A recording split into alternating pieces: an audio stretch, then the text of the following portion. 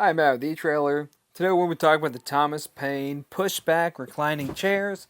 Now these are going to be a great option if you're looking for something that's still going to be fairly compact but be very comfortable for your RV. So let's take a closer look at it.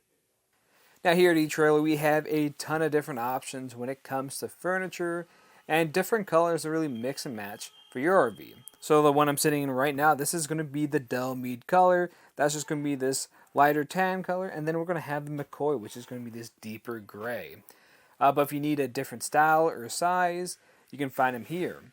And that is another thing to take into account is of the size of these, if this is going to fit in your RV or not.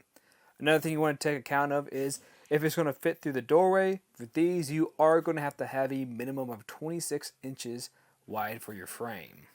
Now later I am going to show you how to actually get this in here and install it. But before we do that, I want to talk about how they feel and how they look and what it's going to be like to actually live with. So speaking of that, if we want to use the actual leg rest for this, all I have to do is push against here some, and this automatically lifts the legs up.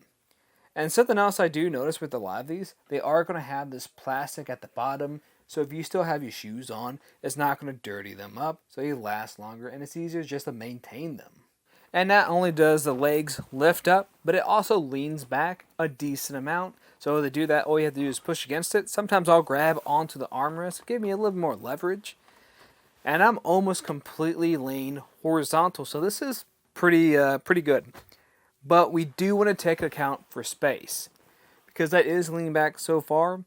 Now, if you just want to lean back a little bit, you are going to want a minimum of 12 inches.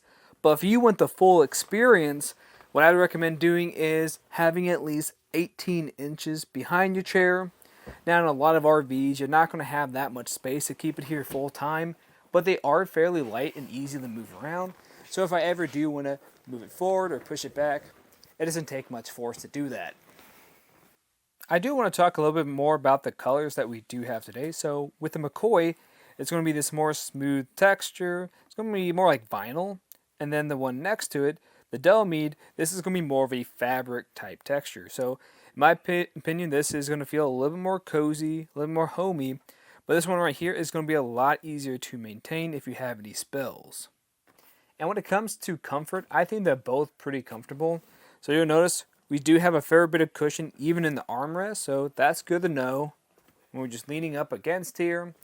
But especially when it comes to the backrests on either one and the bottom here. You can see there is a fair bit here, and even when we unfold this all the way, your ankle will have that extra support here.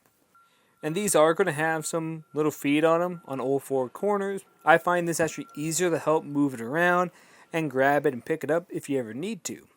Something to think about though is if you drop anything, it could fall underneath here, so definitely make sure when you're cleaning up to check underneath.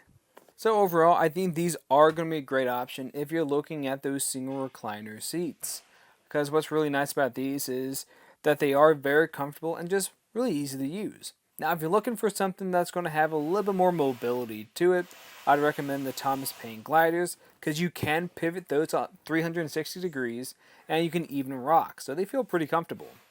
But the only downside to them when I compare it to this style is they're just not as stable, so if you want something that's going to feel more grounded, I'd go with these. And when it comes to actually getting it in here, it doesn't really take any time, and since they are a little bit lighter, they're really easy to do it. But I do recommend doing that in pieces. We'll talk about that process here shortly.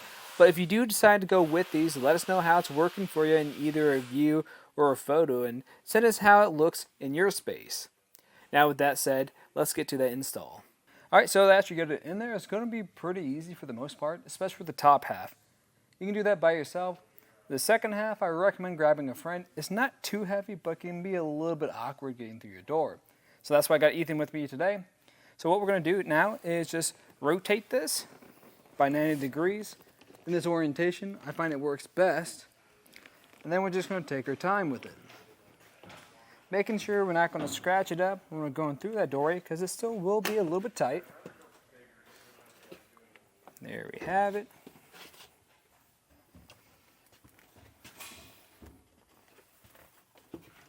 So now where we have it inside, what I recommend doing is just placing it in a spot that's going to be easy to access from the back. So we're going to grab the top half, and it's going to have these brackets here. And these brackets, what we're going to do is line that up with this section right here.